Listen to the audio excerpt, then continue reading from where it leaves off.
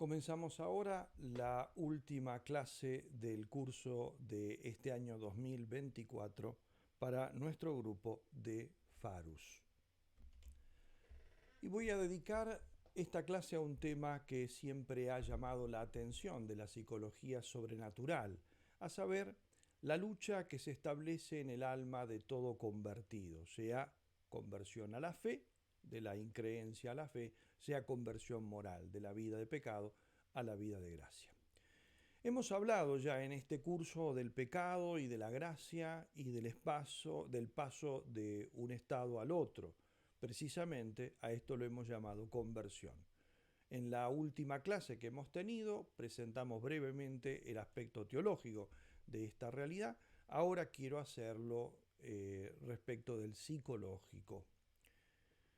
La conversión es un tema recurrente en toda la Sagrada Escritura.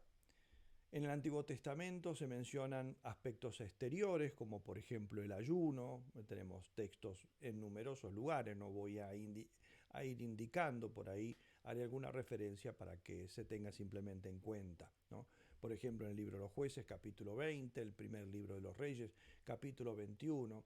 También a las penitencias, en el segundo libro de Samuel, capítulo 12, las oraciones, el libro de los Jueces, capítulo 2, la confesión de los propios pecados, el primer libro de Samuel, capítulo 7, ¿no? En particular, los profetas destacaron el sentido interior de la conversión como una vuelta a Dios, como un cesar de hacer el mal y aprender a hacer el bien, como suelen decir en varios pasajes. Por ejemplo, en el primer capítulo del libro de Isaías, el Salmo 34, el Salmo 37. Encontramos también en el Antiguo Testamento una terminología muy amplia y muy precisa para expresar este fenómeno, lo cual indica la importancia que tiene. Uno de los textos más sugestivos y que probablemente muchos de ustedes hayan escuchado repetidas veces es el Salmo 51 o 50 según otra de las numeraciones, 50-51, el llamado Miserere, con el cual el salmista, se trata en este caso de David, confiesa sus pecados. Recordarán quizá el episodio donde él se enamora de la esposa de uno de sus generales, ¿no? Y finalmente adultera con ella, y para tapar su pecado trata, digamos, de hacer que su esposo no sospeche, pensando que el hijo que está esperando su esposa es de él. Como él sospecha algo y no se deja engatusar por las artimañas del rey, el rey termina decidiendo que muera en manos de los enemigos, sí, pero por una artimaña hecha por él. Por lo tanto, entonces los pecados del rey David son de adulterio y homicidio. Pero cuando David, después arrepentido de este pecado, escribe este salmo pidiendo a Dios perdón, él se refiere a esos pecados como si la ofensa hubiese sido cometida no tanto contra la esposa de Urías, su general, y contra el mismo Urías, sino contra Dios. Contra ti solo pequé. En ese mismo salmo, que tenemos entonces todo el aspecto de lo que es la confesión, de la referencia a Dios en último término de todo pecado, incluso aquellos que tienen quizá como primer término el prójimo, pero también entonces todo pecado se remonta a una ofensa al dueño de todo, al creador, al legislador. Después de eso, digo, el Salmo también habla de la purificación interior, que es lo que pide David: purifícame de mis pecados. Solicita la gracia divina, promete orientar la vida según las exigencias de Dios, etc. Es un salmo muy rico para entender lo que es el más alto concepto de la conversión al que llega el Antiguo Testamento. En el Nuevo Testamento la conversión tiene un lugar importantísimo. De hecho, Jesucristo comienza su predicación pública precisamente con un llamado a la conversión, con una predicación que quizás es una de las más breves que tenemos en toda la Sagrada Escritura. Convertíos y creed en la buena nueva, creed en el Evangelio, ¿no? Tenemos además algo muy importante, y es el hecho de que el Nuevo Testamento, porque nos ha sido transmitido en griego, ¿no?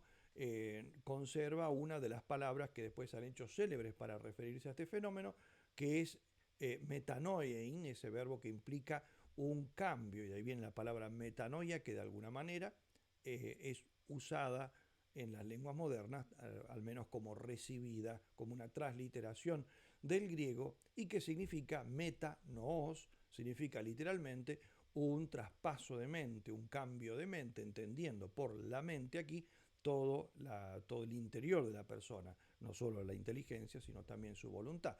Es un cambio radical en el modo de pensar, en el modo de querer y en el modo de vivir como consecuencia de los dos anteriores, ¿no? Una rotura definitiva con un pasado pecaminoso y una vuelta incondicional a Dios. Jesucristo describe maravillosamente todo esto en una parábola que es la conocidísima parábola del Hijo Pródigo que encontramos en el capítulo 15 del Evangelio de San Lucas. El tema de la psicología de la conversión, como dije al principio, ha llamado mucho la atención de los estudiosos de la psicología. No tanto en nuestro tiempo, en estas últimas décadas, para el que el fenómeno auténticamente religioso pasa de alguna manera desapercibido, atendiendo más a procesos superficiales como son las creencias, las supersticiones, las conversiones insustanciales, las no radicales, las poco duraderas, ¿no? En cambio, la conversión auténtica, profunda, como la que indiqué recién, como un cambio total en el interior de la persona, sí fueron muy estudiadas en el siglo pasado, especialmente a mediados del siglo pasado, ¿no? Y señalo algunos estudios valiosos por si alguno de ustedes tiene un poco más de interés en profundizar en el tema. Ante todo señalaría un par de libros de un autor que se dedicó mucho a esta investigación, que fue Giovanni Barra, y que tiene dos libros publicados en español. Uno, Psicología de los Convertidos, publicado en Bilbao en 1963, y después tiene un capítulo en un libro muy interesante que trata un poco más ampliamente el tema, que se llama Desde el pecado hasta Dios, los convertidos. Este es el trabajo de él, el capítulo hecho por Barra. El libro, en un conjunto de autores, se llama La realidad del pecado y fue editado en Madrid en el año 1962.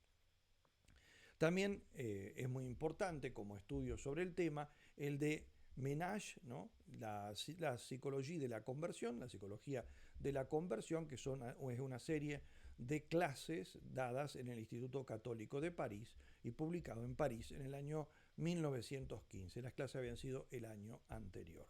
También de Huby, un gran exégeta, que escribió un libro al respecto, se llama La Conversión, publicado en 1919. También es conocido el libro de Bouillard, La Conversión y la Gracia en Santo Tomás, en el año 1944. El de Van Haken, Catecismo de Convertidos, publicado en Barcelona en 1958. Y un libro que se difundió mucho entre nosotros es el de Fulton Sheen, Paz en el Alma, Monseñor Fulton Sheen, que conoció mucho el tema de la psicología y la psicología de los convertidos en particular. Y en este libro, que con ese título, Paz en el Alma, es un libro que abarca varios temas de la psicología, dedica un capítulo, el capítulo 12, a la psicología de la conversión. También señalo de Nicolau Pons dos escritos particulares, uno que es la palabra, la voz, conversión, en la gran enciclopedia Real, la GER, el tomo 6, dedica un largo artículo al tema, y también del mismo autor un libro que se llama Psicología y Pedagogía de la Fe, publicado en Madrid en 1963, donde estudia también en algunos capítulos este tema. El término conversión ha pasado a designar propiamente una transformación radical, amplia, profunda y permanente de una persona, es decir, una suerte de reestructuración de la vida moral o la vida de fe en torno a un nuevo núcleo distinto del que se tenía anteriormente, ¿no? Por eso muchas veces comienza por ser una reorganización interna de los principios intelectuales que presiden la vida moral y afectiva del individuo, y la transformación ha de ser, para recibir el nombre propio de conversión, amplia, profunda, en el complejo de toda la actividad pensante, pues un cambio de mente, y de la vida moral del individuo, así como fue, por ejemplo, en algunos de los grandes convertidos que muchos de nosotros conocemos, por ejemplo, San Pablo, San Agustín, ¿no? Raimundo Lulio, etc. No tomamos en cuenta, por eso aquí cuando hablamos de conversiones, las llamadas superficiales, es decir, aquellas que o no son permanentes y duraderas o simplemente implican un cambio eh, en algunos aspectos de la vida, pero no es el cambio completo en la mente, ¿no? Y menos un cambio completo en la vida moral, salvo, digamos, circunstancial, en algunas cosas muy particulares. A veces se habla de estas conversiones como conversiones falsas o menos auténticas. Lo de falso, bueno, es un poco exagerado porque muchas veces no es que la persona esté falsificando una conversión, a veces son personas que creen haberse convertido, pero el hecho de que al poco tiempo eso que habían iniciado se marchite muestra que verdaderamente no lo era, ¿no? Por eso mejor decir conversiones superficiales, que no compromete un poco la voluntad de la persona en esto. No todas las facultades del convertido, aunque hemos hablado de inteligencia, voluntad, ¿no? Se convierten o se transforman en el mismo momento o con la misma profundidad. Pero siempre la conversión verdadera termina repercutiendo en todo el ser de la persona. De ahí que puedan establecerse una serie de clasificaciones que nos llevaría entonces a poder elencar las distintas conversiones, distintos modos de conversión de la siguiente manera. Si tomamos en cuenta el término en que desemboca la conversión, se habla de conversiones a la fe, son aquellas en las cuales la inteligencia, que es la que primariamente se convierte recibiendo o aceptando un nuevo contenido intelectual, por ejemplo, de no católico pasa a ser católico, o de ateo, ¿no? Pasa a aceptar la fe cristiana o la fe incluso católica. Se habla también de conversiones a la gracia, donde se trata aquí de un paso de la vida de pecado a la vida de la gracia, o sea, el cumplimiento de los mandamientos de Dios con arrepentimiento sincero del pecado. En este caso, más que la inteligencia es la voluntad y la vida pasional o afectiva las que parecen principalmente transformadas. Y también se habla, en tercer lugar, según teniendo en cuenta el término, de conversiones a la perfección, que indica más bien el paso de una vida, digamos así, buena, de simple bondad, a una vida de seriedad en la perfección, de una búsqueda auténtica y sincera por la perfección. En algunos tratados de espiritualidad se suele hablar para designar este y distinguirla de las anteriores de segunda conversión. Es un término que introduce un autor jesuita del 1700, el padre Lallemand, la segunda conversión del alma. En cuanto al modo, o sea, si tomamos en cuenta el modo en que se producen, se puede distinguir las conversiones en conversiones comunes u ordinarias, que son aquellas que se realizan sin sobrepasar los límites de lo normal, de lo ordinario, o sea, no hay fenómenos extraordinarios, y así son la mayoría de las conversiones. Y luego tenemos las conversiones extraordinarias, que son las que se producen de modo misterioso, con un predominio de influjos extraordinarios de la gracia, y que a veces incluso pueden ser también el comienzo para la persona que se convierte de una intensa vida mística. Después haré referencia a algunas más conocidas y que pueden ejemplificar. También se puede hablar, siempre según el modo, de conversiones graduales y prolongadas, son aquellas en que el proceso lleva un tiempo, a veces muy largo, por ejemplo, la conversión del cardenal Newman, hoy San John Newman, la de Vernon Johnson, que fue un famoso convertido del siglo XX. Después tenemos conversiones fulgurantes o repentinas, como por ejemplo la de San Pablo, camino a Damasco, yendo en una persecución de cristianos, termina siendo él el emblema y el más significativo y ejemplar de todos los cristianos. La de Alfonso Ratisbona, este judío que se convierte en Roma y que después termina haciéndose sacerdote y fundando una congregación religiosa. La del famoso poeta y político Paul Claudel, ¿no? Después tenemos también conversiones con luchas y contrastes, que son aquellas que se caracterizan por largas luchas interiores, por ejemplo la de San Agustín, la de un famoso convertido que es el Lieberman, un gran después escritor, un convertido del judaísmo al catolicismo, ¿no? Tercer lugar tenemos conversiones que por la causa, se pueden distinguir por sus causas. Así tenemos entre estas conversiones intelectuales discursivas, ¿no? Donde predomina psicológicamente un trabajo lento, discursivo de la inteligencia, de descubrimiento de la verdad, de vencimiento de dudas que van surgiendo, por ejemplo, la de Newman que ya mencioné antes, que está descrita incluso por él mismo en una obra que se llama Apología pro vita sua, o sea, apología de su propia vida, ¿no? La de Manning, un convertido también anterior a Newman, el cardenal Manning, ¿por qué me convertí al catolicismo? ¿No? Aquí, ciertamente que el trabajo intelectual no es el único, porque siempre la voluntad y el afecto están moviendo justamente a la inteligencia, ¿no?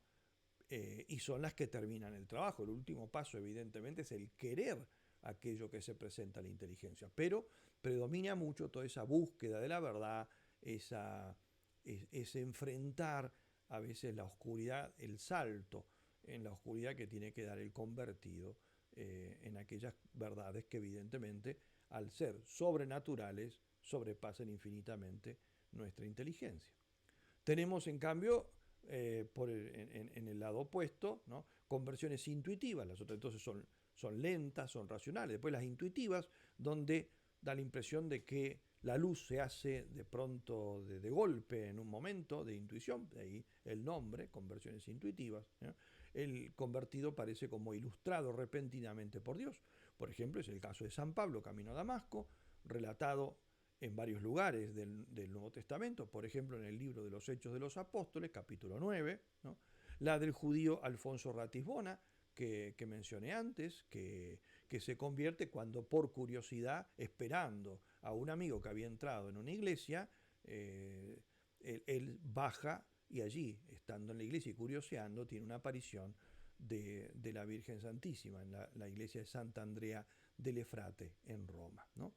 Hay conversiones en tercer y último lugar, volitivas, donde el factor principal parece ser la voluntad deliberada, y estas son las más frecuentes en la conversión, sobre todo a la vida de la gracia, no tanto a la fe, sino la de la persona que tiene fe pero vive en pecado grave y termina convirtiéndose, saliendo del pecado y pasando a vivir una vida de la gracia, o las conversiones a la perfección, es decir, la conversión, o más bien el salto cualitativo en la decisión de la santidad de la persona que pasa de una vida, digamos, ordinaria o incluso mediocre a una vida de fervor.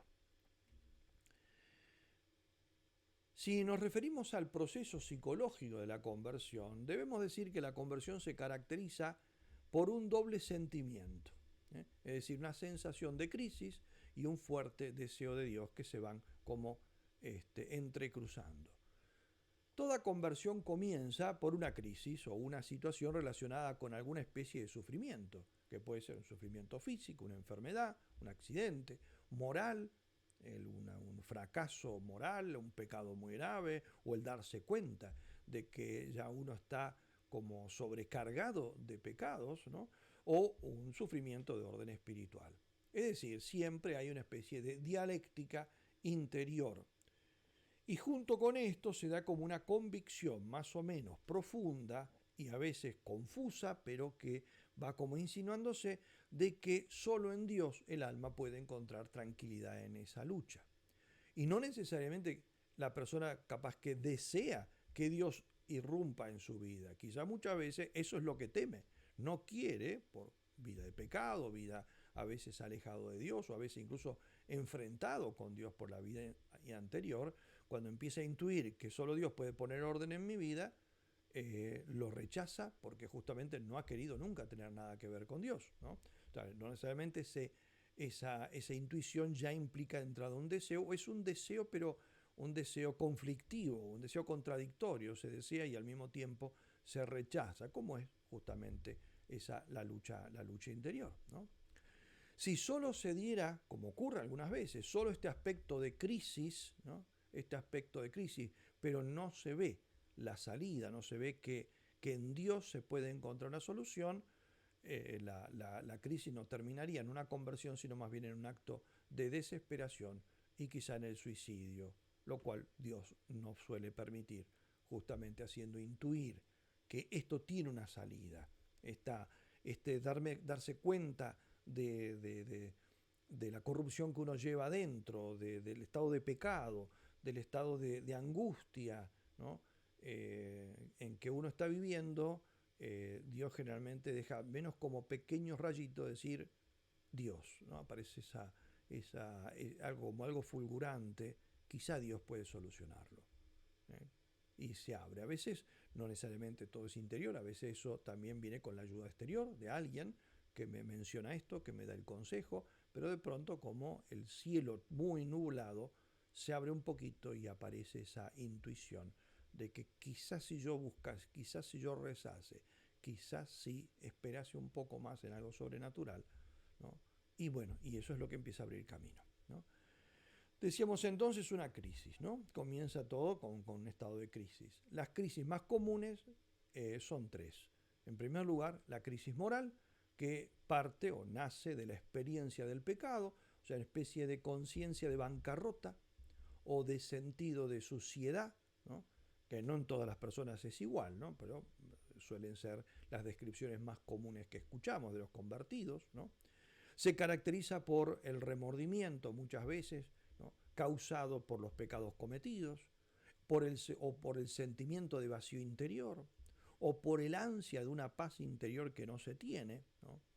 Muchas veces el alma se comporta aquí inicialmente como huyendo de la mirada, de una mirada superior hacia adentro, como escapándole, ¿no?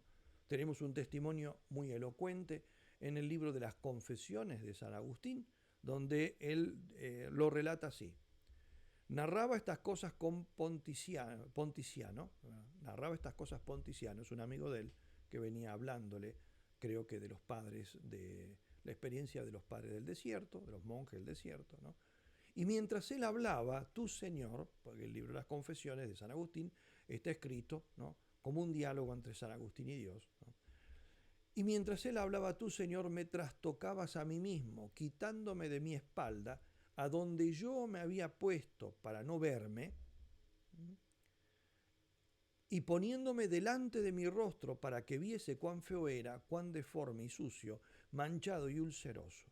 Veíame y llenábame de horror, pero no tenía dónde huir de mí mismo, y si intentaba apartar la vista de mí, con la narración que me hacía Ponticiano, de nuevo me ponías frente a mí y me arrojabas contra mis ojos, para que descubriese mi iniquidad y la odiase.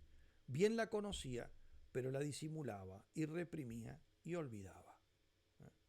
Por lo tanto, entonces, crisis moral. De pronto, San Agustín, que vive una vida alejado de Dios, que vive una vida incluso de desorden moral, pero eso parece no afectarle en nada, a raíz de un relato de su más íntimo amigo Ponticiano, empieza como esa deformidad que él echaba detrás suyo para no verla, de pronto como que insiste una y otra vez en intentar ponerse delante suyo, ¿no? Es célebre el pasaje de la Sagrada Escritura donde a David precisamente el profeta Natán, ¿no?, relatándole un caso aparentemente de otra persona, ¿no?, le hace reflexionar sobre los pecados cometidos, los que ya refería antes, el adulterio y el homicidio, cometido un año atrás y que aparentemente como que estaban ahí dormidos en la conciencia de David, pero a raíz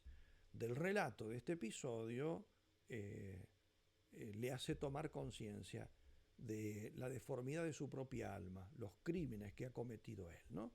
Un autor preguntándose qué es lo que había hecho Natán, ¿no?, con David, y dice simplemente lo que había hecho era esos pecados que llevaba en las espaldas se los pone delante de los ojos. Y ahí entonces desata la crisis, pero es una crisis que después desembocará en la paz de la conversión. En segundo lugar, tenemos las crisis espirituales, ¿no? La crisis espiritual se da más bien en lo que ya llamé antes segunda conversión, o sea, el despegue de la mediocridad a la santidad, ¿no?, de una vida, digamos así, medio aletargada en la vivencia religiosa a un deseo auténtico de la santidad. Y aquí se caracteriza precisamente por la conciencia del estado de mediocridad, de la superficialidad de la vida, donde la persona se da cuenta que siempre está jugueteando con el pecado, está en los límites ahí, digamos, de hacer el mínimo. Es un cristiano del mínimo, todo el mínimo, viendo qué puedo hacer sin llegar a pecar, pero lo máximo de libertad que me puedo dar en las cosas digamos, peligrosas, ¿no? Peligrosas moralmente, ¿no? Y de pronto entonces, por una crisis espiritual, el darse cuenta de que hace años que uno sigue así, que jamás aspira a la santidad, de ver cómo tantos otros se han santificado en menos tiempo que uno o teniendo menos oportunidades que uno, de pronto entra en una crisis y despega, termina abandonando eso y tomando una decisión, a veces en circunstancias particulares, que puede ser una experiencia religiosa muy intensa, como puede ser un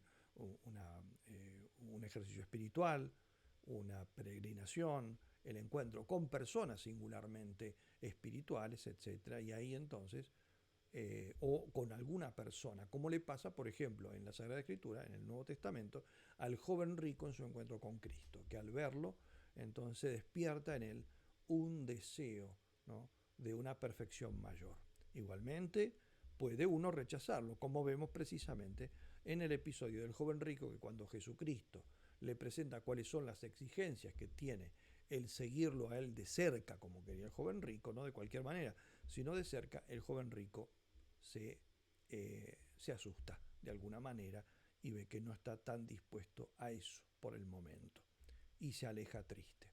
Finalmente, tenemos las crisis físicas que tienen lugar a veces por una catástrofe inesperada, como puede ser el tener que enfrentarse a la muerte de un ser querido, a una enfermedad, a un fracaso o a cualquier sufrimiento que obliga al alma a plantearse el sentido de la vida o la dirección que tiene su vida, ¿no? René Bazin ha escrito en un libro muy conocido, Etapas de mi vida, lo siguiente. Dice: Dios es el pastor, el dolor es su perro. A veces muerde con fuerza, pero es para su bien. ¿Eh? Cuando el dolor golpea, de hecho, la puerta de un hombre, el alma se ve de improviso obligada a mirar dentro de sí misma, a examinar las raíces de su ser, a escrutar los abismos de su espíritu, ¿no? La historia de las conversiones de todos los tiempos está llena de documentos que confirman el papel redentor que a menudo juega el dolor para muchas personas. Por ejemplo, Máximo Acri encontró a Dios en los campos de concentración. Francesco Corneluti lo hizo ante la vista de sus seres queridos moribundos. El oficial de las SS alemanas, Oswald Pohl, en la cárcel de criminales de guerra antes de su ejecución. Todos ellos se convirtieron a raíz de eso, en enfrentar la próxima ejecución, la muerte de otros, la enfermedad de uno mismo cuando se revela como muy grave. Para introducir las crisis que llevan a una persona a la conversión, Dios se sirve de medios sumamente diversos, ¿no? No atándose a ningún medio humano. O sea, ¿qué es lo que causa la conversión? Pueden ser cosas tan variadas que no se puede hacer ningún tipo de lista, ¿no? A veces es el ejemplo, como ya dije antes, de una persona santa cuya presencia, cuyo modo de ser golpea y acusa al converso. Un ejemplo de esto lo tenemos en alguien que ha sido muy importante incluso para la profesión de muchos de ustedes, que fue aquel psiquiatra muy famoso, Agostino Gemelli, el cual fundó después fundó la Universidad Católica de Milán y que su nombre es el del Hospital de la Santa Sede en Roma, ¿no? Hospital Gemelli. Agostino Gemelli era un médico ya famoso, pero incrédulo, socialista, ateo, y él se convierte durante la guerra de 1914-18, la Primera Guerra Mundial, prestando servicios en el Hospital de Milán, y esto a raíz del magnífico ejemplo de vida cristiana de otro médico, que es el ilustre Ludovico Necchi, quien sin ningún respeto humano cumplía sus deberes para con Dios con una serena devoción delante de su amigo incrédulo.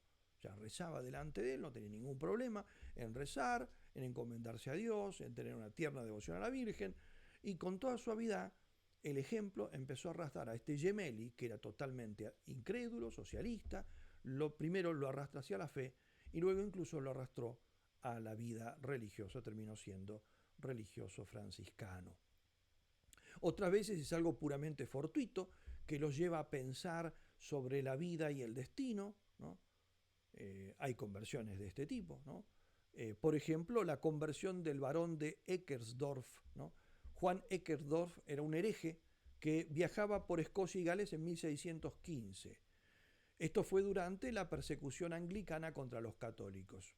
El 10 de marzo de 1615, de casualidad, él asiste a la ejecución del después beatificado Juan Bautista Olgivi, el cual, antes de ser ejecutado, subió al cadalso, rezó en voz alta el Ave María, ¿no? Y diciendo, María, Mater Gracia, ora pro me, María, Madre de la Gracia, reza por mí, antes de que el verdugo le ate las manos, arroja como una reliquia el rosario que tenía a la plebe. Ese rosario, a pesar de haber tantos católicos allí que estaban presenciando el martirio, cayó en el pecho de Eckersdorf, ¿no? Que era simplemente un curioso que no tenía ningún planteamiento de fe en ese momento. Y empezó a preguntarse, a raíz de eso, ¿por qué el rosario del mártir me tocó a mí, precisamente a mí y no a otro? ¿No? Él no quería esa reliquia, los demás sí, pero le cayó a él. Durante un año este simple pensamiento lo persiguió. Al cabo de ese año, pidió ser admitido en la Iglesia Católica. Y eso, que ser admitido en la Iglesia Católica en aquel momento implicaba arriesgarse a que también lo mataran a uno. Era la persecución, como dije antes, de los anglicanos a los católicos que llevó a tantos sacerdotes y religiosos al cadalso. Junto con esta crisis se da, dije, una suerte de deseo de alcanzar la paz del alma, o incluso, de forma mucho más explícita, el mismo deseo de Dios. Deseo de Dios.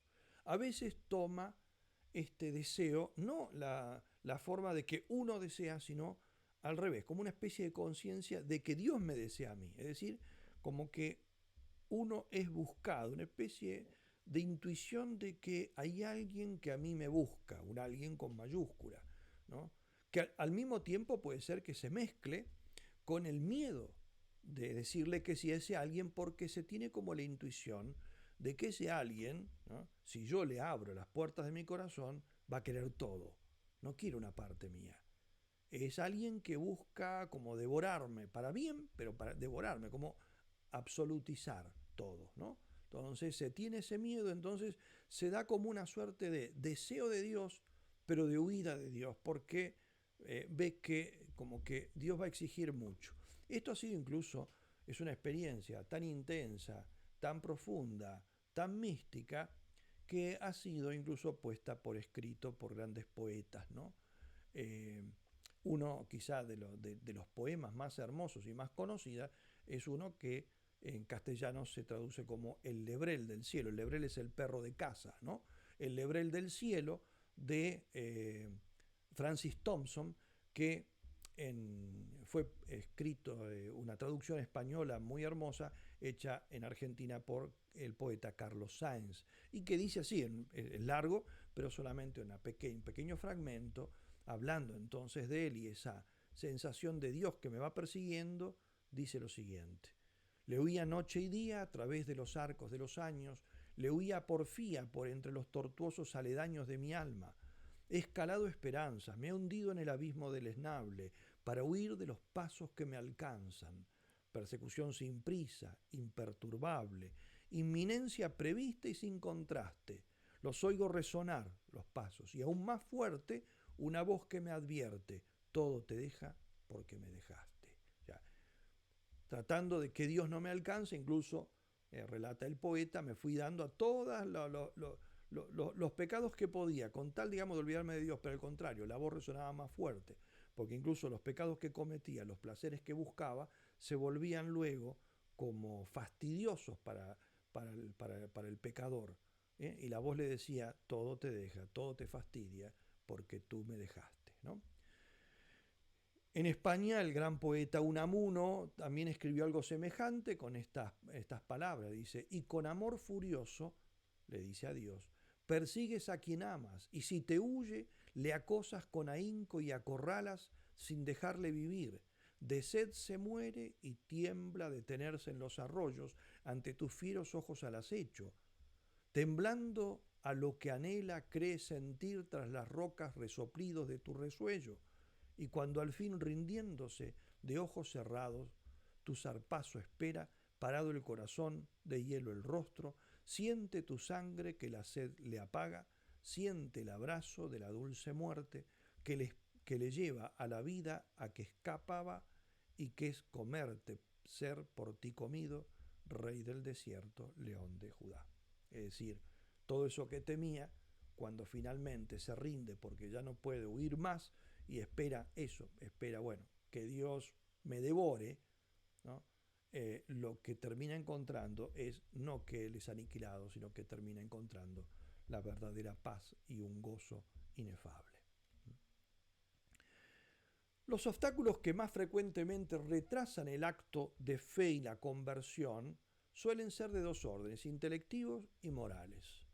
En el orden intelectual, en realidad, más que obstáculos, habría que decir prejuicios, prejuicios de orden filosófico e intelectual, ¿no? Porque no son propiamente hablando obstáculos, no es que no se puede dar un paso a la conversión intelectual, a la conversión a la fe, porque el problema es que es aceptar un absurdo, como incluso dijo un poco exagerado y equivocadamente Tertuliano, creo porque es absurdo, credo qui absurdum, eso es falso. Justamente los misterios de la fe no son absurdos, absurdo es lo que es contradictorio, es algo que no llegamos a entender por la sublimidad de su conocimiento, ¿no? Pero el búho tampoco puede ver la luz y eso no significa entonces que la luz sea oscura, ¿no? No la puede ver porque sus ojos no la admiten, pero que la luz ilumina las cosas, no las oscurece, sino que las ilumina, es así. Lo mismo entonces, las verdades que uno acepta cuando acepta la fe son verdades en sentido estricto. Entonces, que uno no las pueda aceptar porque no llega a entenderlas es una cosa, pero no es que no las acepta porque no porque no llega a entenderlas, sino porque son absurdas, eso es falso, ¿no? Por lo tanto, entonces, más bien, más que hablar de obstáculos racionales, hay que hablar de prejuicios. Hay personas que no dan el paso a aceptar la fe porque tienen prejuicios filosóficos e intelectuales que se lo impiden. Esta es la razón. La Iglesia está muy convencida de que un verdadero uso de la razón no aleja de la fe, sino que acerca. Por eso es que no tiene miedo ni a la ciencia ni a la filosofía y abre sus puertas para que sea analizada la fe de la medida que pueda ser analizada, porque como digo, es un conocimiento infinitamente superior, pero abre las puertas para que sea vista con la más preclara claridad que sea posible, ¿no? Entonces, la fe, lejos de suprimir la razón y la libertad del espíritu, más bien la refuerza. Es elocuente a este respecto el diálogo entre una atea, que luego se termina convirtiendo, Greta Palmer, y Monseñor Fulton Sheen. Así lo escribe Monseñor Fulton Sheen. La segunda vez que se encontraron, le dice estas palabras: no se preocupe de ponerme argumentos racionales a favor del catolicismo. Esta es Greta Palmer. Estoy ya dispuesta a admitir que el entendimiento es un arma despuntada, incapaz de tener razón en los argumentos que más me molestan. El hombre, en efecto, ha comenzado a razonar desde el primer momento en que comenzó a existir y ha terminado en Hiroshima, o sea, creando la bomba atómica. Hábleme más bien de la fe, solo de la fe, independientemente del entendimiento. Entonces Greta Palmer piensa esto, piensa, bueno, ya está, estoy dispuesta a no pedir argumentación, porque la razón no me puede llevar. Monseñor Fulton Sheen, en lugar de hacerle caso, le responde así: no se puede menospreciar la razón. Él es el que está proponiendo la fe. No se puede menospreciar la razón. Este es el error cometido por los seguidores de Hitler. Precisamente por eso hay gente que cree que un hombre en Moscú, en Idaho, puede ser un dios, solo por el hecho de que él afirma que lo es. Deje que le diga lo que nosotros los católicos creemos y si su razón lo rechaza, váyase en paz que yo la bendigo. Pero le ruego, como amigo, que no se niegue a emplear el entendimiento. O sea, Monseñor Fulton Sheen no le pide a esta que quiere acercarse y quiere conocer la fe, no le pide que reniegue de su inteligencia, le pide que la use con la mayor fuerza posible. Es más, como le dice él, Si su razón rechaza por un argumento racional, no por un prejuicio, por un argumento auténticamente racional, rechaza alguna cosa, váyase tranquila y yo la bendigo. Sabemos el desenlace. Greta Palmer se convirtió al catolicismo. Quiere decir, entonces, que su razón no tuvo nada que objetar. Sus prejuicios podrían haber objetado mucho, pero la razón sin prejuicios no. Otro converso, Armando Carlini, decía lo siguiente: solo el hombre religioso, solo el filósofo cristiano está plenamente libre en el pensamiento. Como la mayor parte de los convertidos, he hallado en la Iglesia Católica una libertad que ensancha el espíritu, exactamente lo contrario de lo que temen muchos de aquellos que están fuera de la llamada construcción dogmática de la Iglesia. Jamás me he sentido limitado, encajonado, estorbado por el sistema dogmático de la Iglesia. Por lo tanto, los obstáculos son prejuicios, y especialmente tienen lugar en almas imbuidas de racionalismo, panteísmo, materialismo, agnosticismo, escepticismo, ¿no? Junto a la profesión de estas doctrinas hay que señalar también otras causas, por ejemplo, la ignorancia religiosa, ¿no?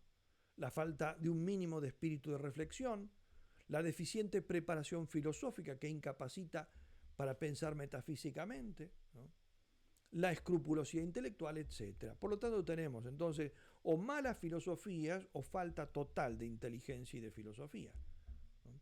Hay que añadir además otros defectos de espíritu, como puede ser un espíritu exclusivamente técnico, y por lo tanto entonces que no admita el razonamiento auténticamente filosófico, el uso auténtico de la razón, el que quiere reducir toda matemáticas a leyes de la física. Bueno, evidentemente que así no se puede aceptar, pero tampoco se puede aceptar la existencia del alma, porque eso no es cuantificable, no es experimentable científicamente, ni tampoco los argumentos históricos. Los argumentos auténticamente históricos no pasan por una cuestión matemática, ¿no? Esta conversa a la que aludí recién, Greta Palmer escribía después lo siguiente: leí libros mucho más precisos que los de Chesterton, leí también obras anticatólicas, pero examinadas críticamente, estas, las anticatólicas, presentaban siempre puntos vulnerables. Las razones del catolicismo presentadas por Santo Tomás no ofrecían, en cambio, motivos de excusa. Mi conversión estuvo llena de repugnancia. O sea, tenía que dar un paso muy grande y abandonar mucho en la vida. Llamé todas las puertas posibles para asegurarme de que tras ellas había algo más que el vacío antes de llegar a admitir que esta única puerta estuviese de verdad abierta sobre los secretos del universo. Descubrí que toda dificultad, toda duda que quedaba de mi ateísmo había sido respetuosamente examinada y resuelta siglos antes de que yo existiera. Vi que no existe hecho o hipótesis de la moderna física y astronomía que no puedan ser confortablemente recibidos en brazos de la Iglesia. Descubrí que, históricamente hablando, la gente parece querer dejar la Iglesia porque está deseosa de cosas prohibidas, pero no porque está deseosa de cosas, de verdades verdaderamente profundas. Obstáculos morales. A pesar de lo que pudiera parecer, ¿no?, los principales obstáculos para la conversión no vienen de la inteligencia, sino de la voluntad. Y entre estos hay que indicar, en primer lugar, el orgullo. Un gran convertido, Manuel García Morente, ha escrito lo siguiente: ante el problema de Dios, los filósofos modernos suelen sentir extraordinario pavor y tiemblan literalmente cuando en el horizonte de sus meditaciones surge majestuosa, pero indeseada para ellos, la imponente noción del ser por sí, acaso porque en esta coyuntura la filosofía moderna no tiene la conciencia muy limpia. También hay que añadir, además del orgullo, el deseo de la gloria humana. Esto se lo dice Jesucristo a sus adversarios. ¿Cómo podréis creer vosotros que buscáis la gloria unos de otros y no buscáis la gloria que viene solo de Dios? Un gran obstáculo entonces viene por ahí, el hecho del desear la fama humana, la gloria humana. Aunque parezca raro, esto a veces frena la posibilidad de un acto sincero de fe. Además, hay que añadir también la falta de docilidad a Dios, la sensualidad que quiere seguir apegada a los desórdenes morales, etc. San Agustín cuenta, ¿no?, que cuando se acercaba ese momento de la conversión, dice: las criaturas, mis pasiones, todo aquello para lo cual yo había vivido volcado antes, los placeres, me decían, me golpeaban y me decían, podrás vivir sin nosotras, ¿eh?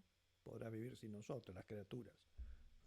El problema viene entonces muchas veces por ese problema moral. El desenlace de la conversión. La conversión sincera trae para el convertido una experiencia totalmente única que se manifiesta en forma de descubrimientos. O sea, lo experimenta, el convertido es alguien que descubre algo, que está en la tarea de descubrir, ¿no? Y ellos mismos lo testimonian. ¿Y cuáles son las cosas que principalmente dicen haber descubierto? Bueno, depende, unos dicen una cosa, otros otras, pero sumando esos distintos descubrimientos de los cuales nos hablan los convertidos, podríamos decir, en primer lugar, el descubrimiento de la razón. Muchos temen inicialmente que creer significa, ¿no?, renunciar a la libertad de espíritu, renunciar a la propia razón. Ahora voy a tener que aceptar todo por fe, voy a tener que dejar de usar mi inteligencia, de usar mi razón. Y cuando dan el paso se dan cuenta de que lejos de suprimir la razón, ¿no?, la fe les da libertad de espíritu y refuerza la razón. Por eso decía Chesterton, que es uno de los que dice haber tenido este temor, dice, en realidad la Iglesia Católica nos pide que cuando entremos nos quitemos el sombrero, no que nos cortemos la cabeza, ¿no? Segundo lugar, el descubrimiento de nuevos horizontes. George Harrison, un convertido de mediados del siglo XX, decía lo siguiente: ha pasado más de un año de mi conversión y cada semana se abren nuevas puertas, se consiguen nuevas experiencias, las raíces se profundizan. General Paul, al que ya me referí antes, jerarca alemán que termina siendo ejecutado, ¿no?, antes de su ejecución, que es cuando descubre la fe, confesó que siempre había temido que el catolicismo fuese la negación de su personalidad, pero después de aceptarlo en la cárcel dejó escrito lo siguiente: el catolicismo es en su misma esencia el sí a todo el hombre, al hombre en la plenitud de su vida. Otros hablan del descubrimiento de la religión, en el sentido de la religión ideal, aquella religión que uno ha buscado siempre, ¿no? Es decir, de la verdad que satisface en plenitud la mente y el corazón. También han testimoniado algunos que lo que han descubierto en su conversión es la libertad, la auténtica libertad.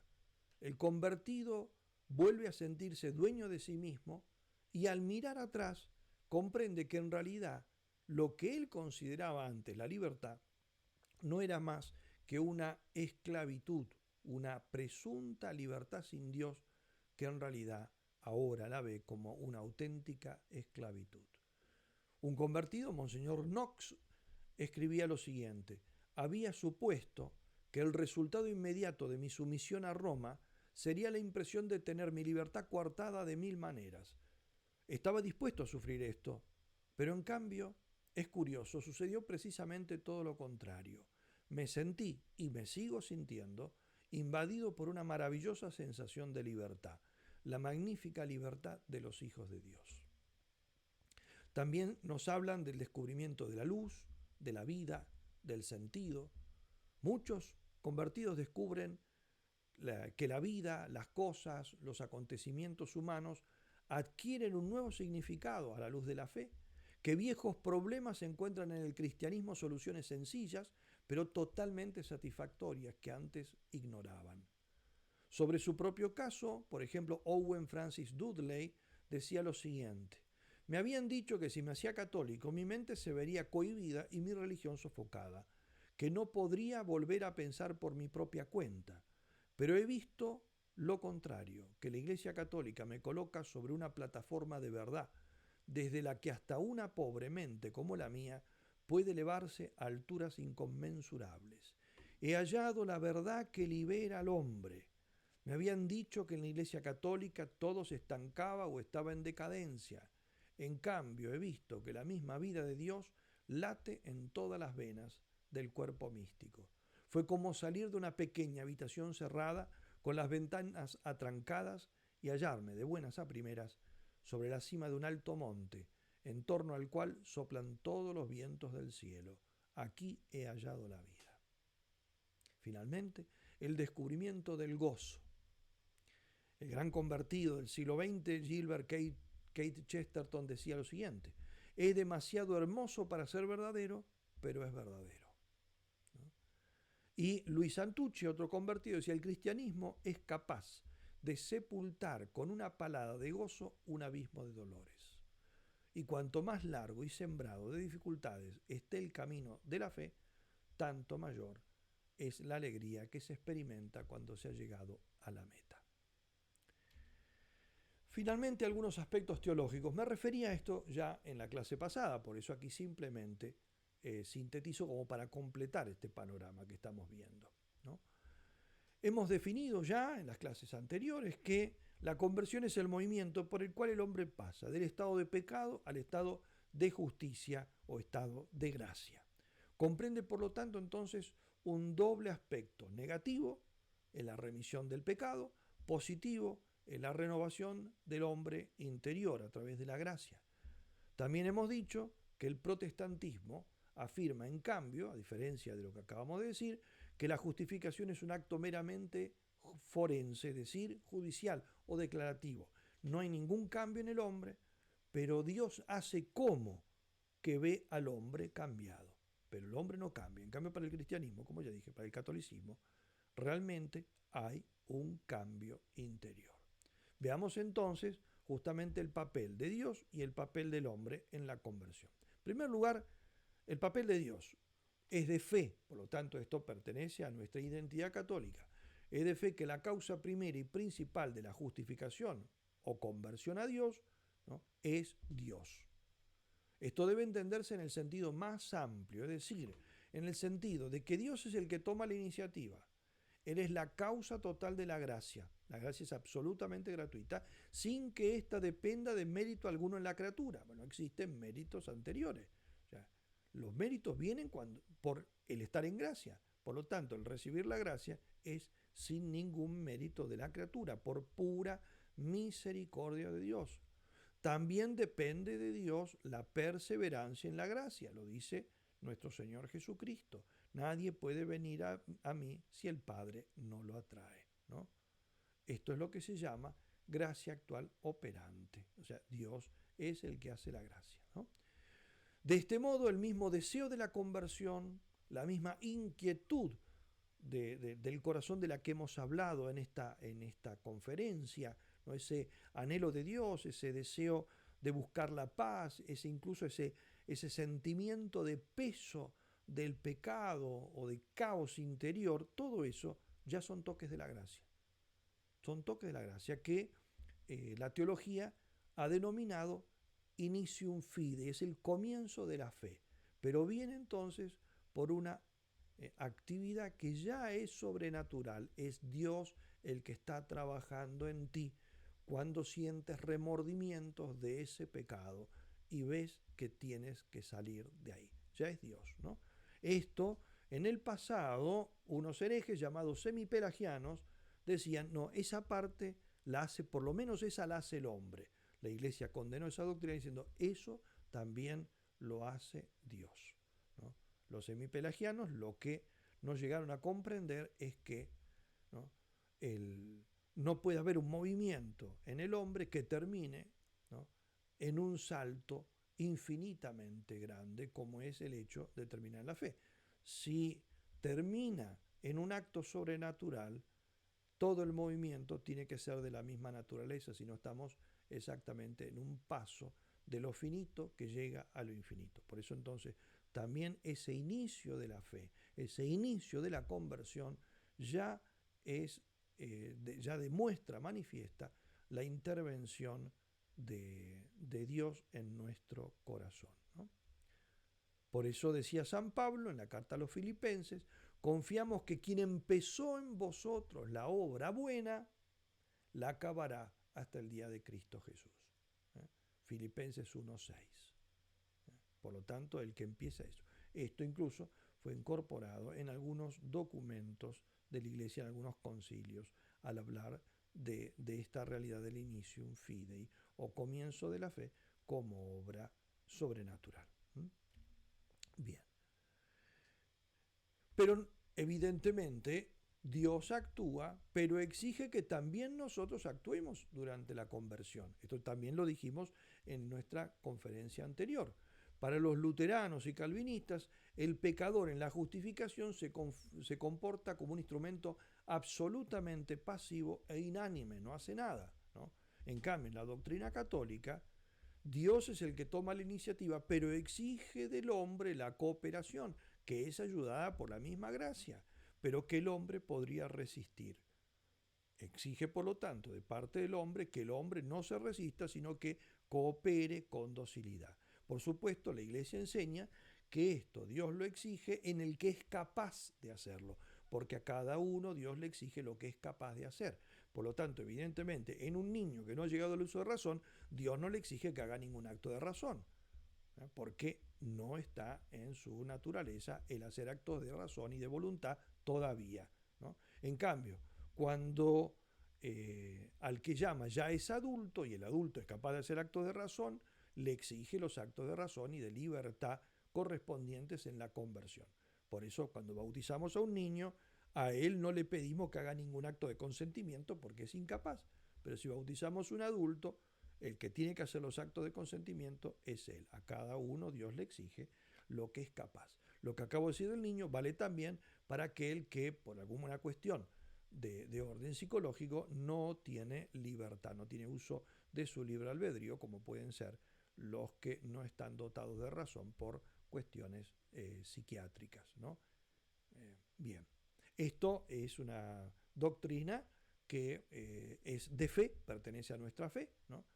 Y está en algunos documentos, particularmente en el Concilio de Trento, que condenó las posiciones que acabo de mencionar, luteranas y calvinistas, que negaban la actividad del hombre en el proceso de conversión y recepción de la gracia, ¿no?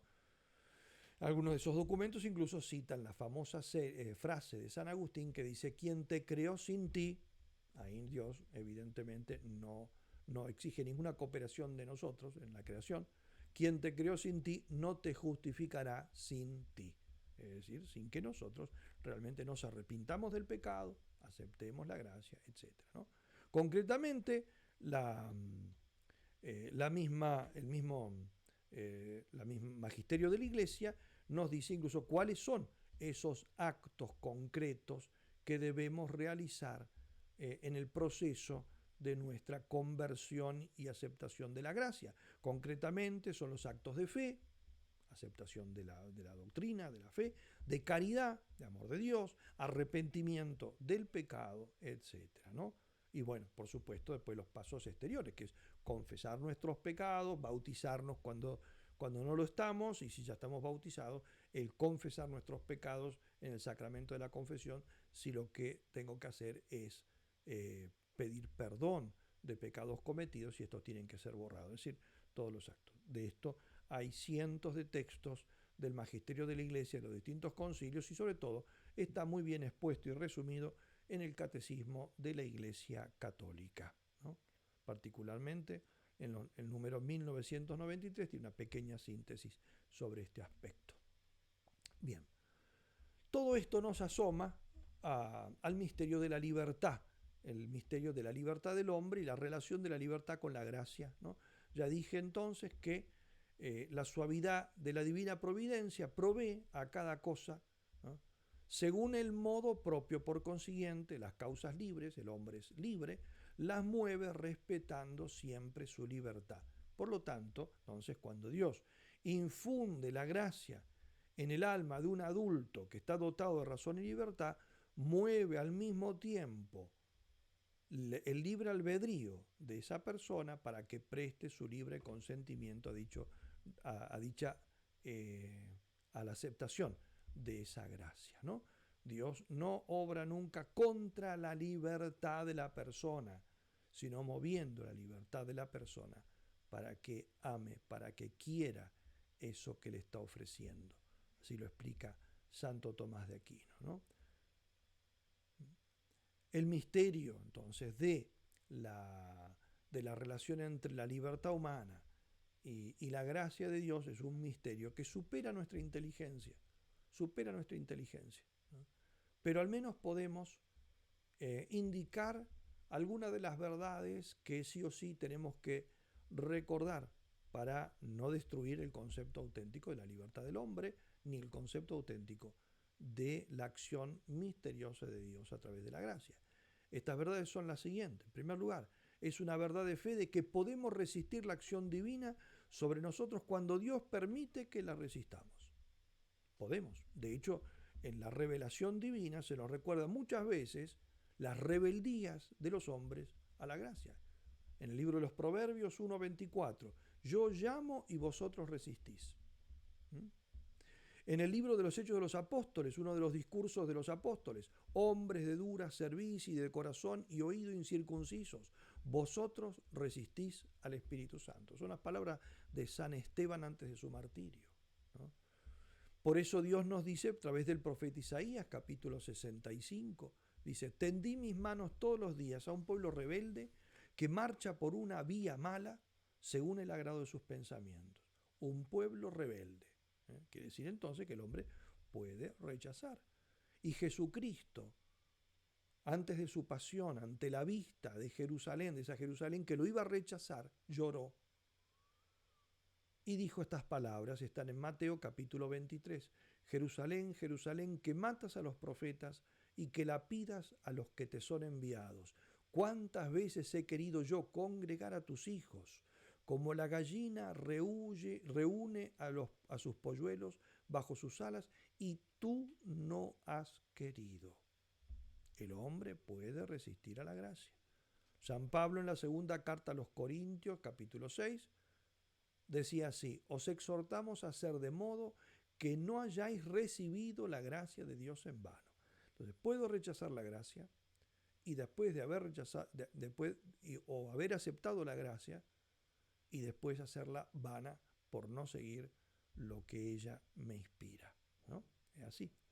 De ahí entonces que el Concilio de Trento, ¿no?, afirme con toda solemnidad, ¿no?, que el hombre puede oponerse a la gracia de Dios, que es libre, que entonces la acción de la gracia no anula la libertad del hombre, sino que respeta la libertad y que el hombre puede cooperar y debe cooperar. Es así, ¿no? San Alfonso, en su obra dogmática contra los herejes que se dicen reformados, que es una obrita escrita en 1769, resumiendo toda la doctrina de los padres de la Iglesia, de la Escritura, de los teólogos, decía lo siguiente, citaba las palabras de San Pablo a Timoteo, Dios quiere que todos los hombres se salven, y él continuaba, si no se admite esta gracia suficiente, la gracia que Dios da a todos, con la cual sin necesidad de otra gracia no común a todos, pueda cada uno orar y orando obtener la gracia eficaz y observar la ley, yo no entiendo cómo los oradores sagrados pueden exhortar al pueblo a convertirse si a algunos les fuera negada también la gracia de orar. Porque la gente podría responder, eso que nos dices a nosotros, que nos convirtamos, díselo a Dios, pues nosotros no tenemos ni la gracia inmediata eficaz para actuar, para actualmente convertirnos, ni la gracia suficiente inmediata por medio de la oración para obtenerla.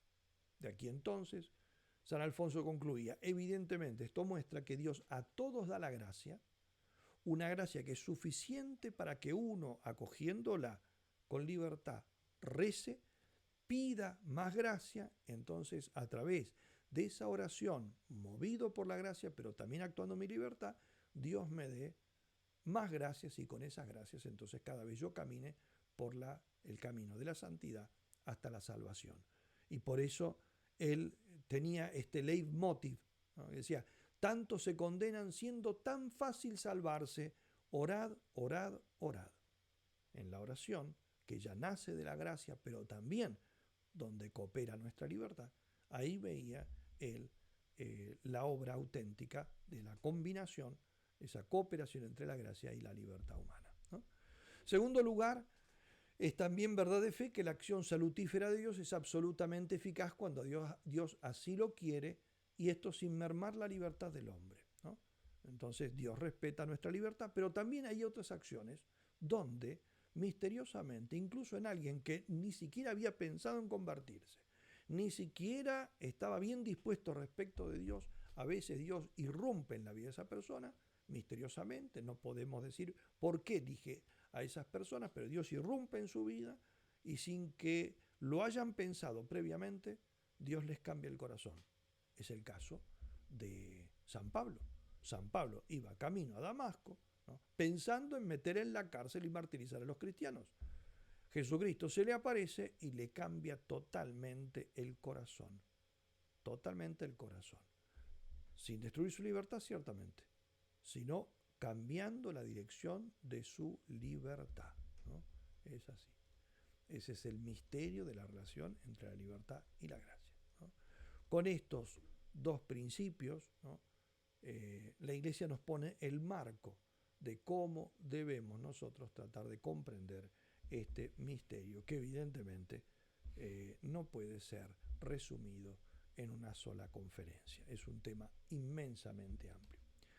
Y de esta manera nosotros hemos concluido este curso de antropología teológica, evidentemente muy acotado, muy resumido, ¿no?, pero creo que al menos a lo largo de nuestras lecciones hemos podido considerar, ¿no?, tres cosas o tres aspectos del hombre. En primer lugar, hemos visto al hombre iluminado con la luz del paraíso original, viendo ahí entonces su dignidad de criatura de Dios, de imagen y semejanza de su Creador.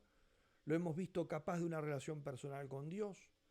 Hemos visto que el hombre sale de las manos de Dios bueno y recto, llamado a la gracia y a la gloria. Esto no solo nos manifiesta la dignidad del ser humano, sino el hecho de que no puede ser entendido sin su relación con Dios. Y esto creo que es lo importante para nuestra visión del hombre real que tenemos del otro lado de un escritorio, a veces en la silla de paciente, ¿no? Su nostalgia del paraíso, puesta en evidencia en su constante tendencia a construir utopías y buscar paraísos terrenos desconocidos o perdidos, es nostalgia en realidad de su original relación de amistad con Dios. Esta visión que hemos tenido del hombre en el paraíso nos manifiesta también la dignidad de su libertad. El hombre fue hecho libre para amar a Dios en la búsqueda del bien verdadero y para amar con amor humano, ¿eh? Amor de esposo a esposa, de padre, madre, de hijo, de hermano, de amigo. Su libertad es prerrogativa humana y don divino. Luego hemos visto al hombre iluminado por el misterio de su caída, del pecado original y de todo pecado en general.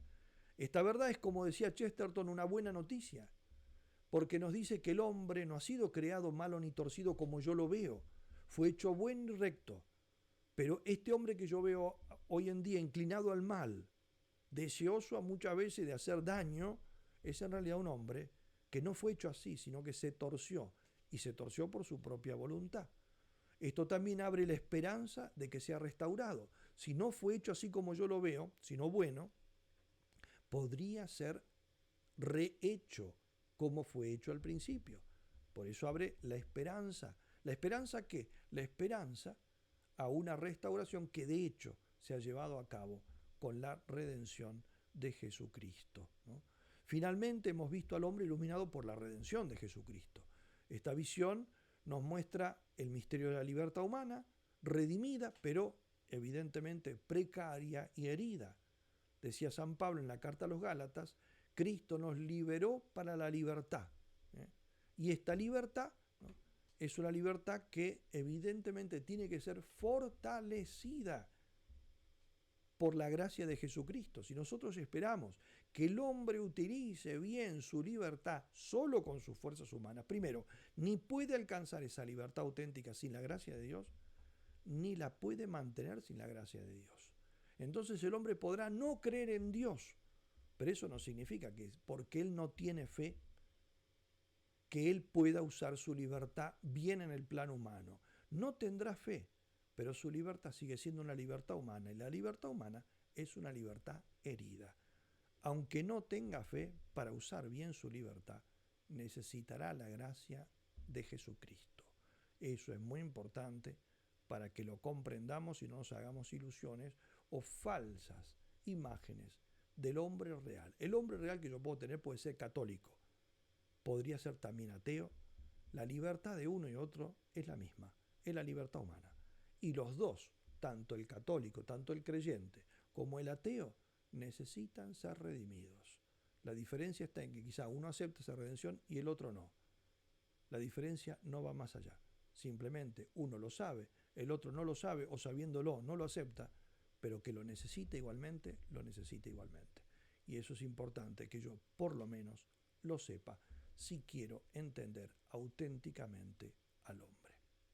Con este curso, entonces con esta conferencia, terminamos nuestro curso. Creo que las verdades que hemos visto son sumamente importantes, no solo para nuestra formación como católicos, sino también para nuestra formación como profesionales. Que Dios los bendiga.